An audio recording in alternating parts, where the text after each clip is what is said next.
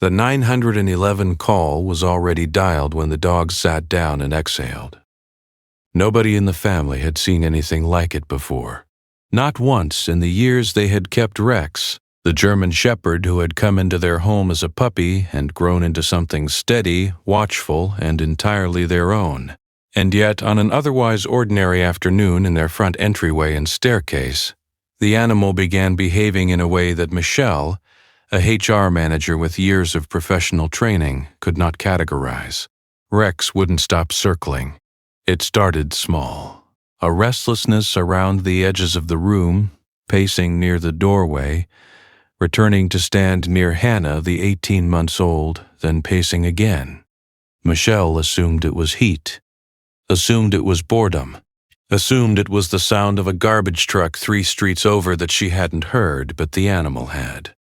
She told herself this because she was a HR manager, because she had professional frameworks for understanding behavior, because she had learned over years of working with human beings in distress that the most dangerous assumption is always the one that feels most reasonable. Hannah sat on the living room carpet in a patch of afternoon light, utterly unbothered. The German Shepherd planted itself 6 inches from the toddler's side and exhaled through its nose. 3 long, deliberate breaths, each one directed at the child's face. "Stop that," Michelle said. The dog looked at her for exactly 1 second, then looked back at Hannah.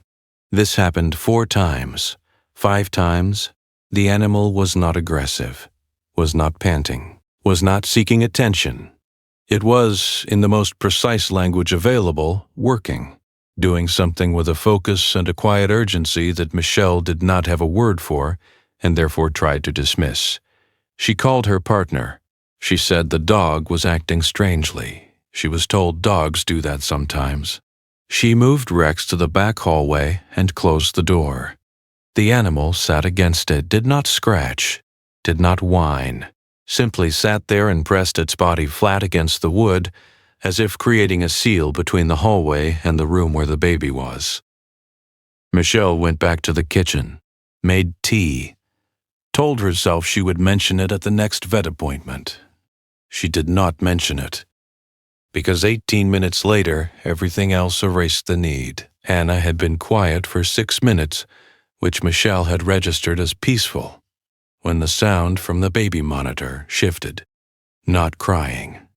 Something before crying, a sound she had never heard from her own child.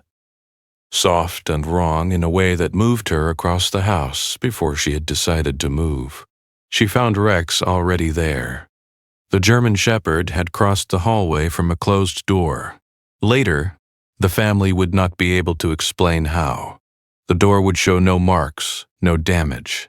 The dog would simply have been where it needed to be, stationed 12 inches from Hannah, watching the child's chest with the particular focused stillness of an animal that is counting breaths. What Michelle found was this. A person had been testing the front door lock for 20 minutes while Michelle bathed Hannah upstairs. She called emergency services from a position on the floor she could not remember reaching. She gave the address, she gave the symptoms. The dispatcher asked her to stay on the line, and she did, while Rex sat beside Hannah without moving, without shifting, without once turning away from the child's face. The paramedics arrived in 11 minutes. The lead paramedic, 6 years working pediatric response, knelt beside the child and looked up at Michelle and said something she has not been able to repeat out loud without her voice breaking, that if she had found them 20 minutes later, they would be having a very different conversation right now. She asked about the dog.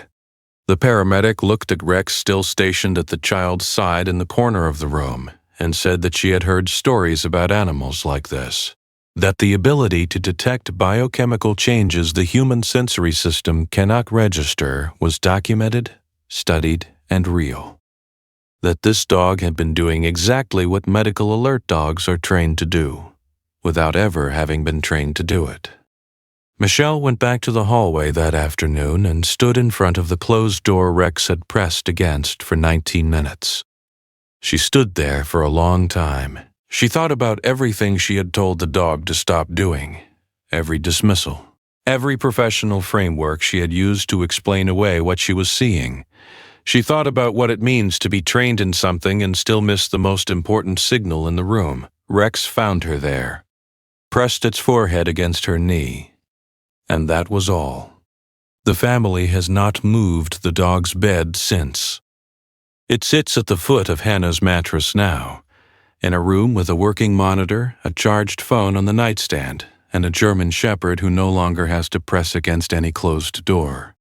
If stories like this live in your heart, you're already in the right place. Subscribe so the next one finds you. Has your pet ever done something that made no sense? Until later, it was the only thing that made sense. Tell us below.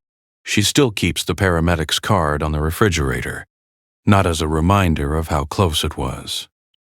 As a reminder that the first warning came from 4 legs and a nose that knew exactly what it was doing, long before any human in the house was ready to listen, even the ones who never asked for any.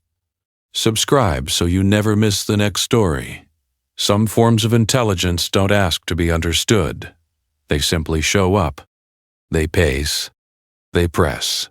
They plant themselves between the danger and the child, and they wait for the world to catch up. The next story begins with a single moment nobody thought to question.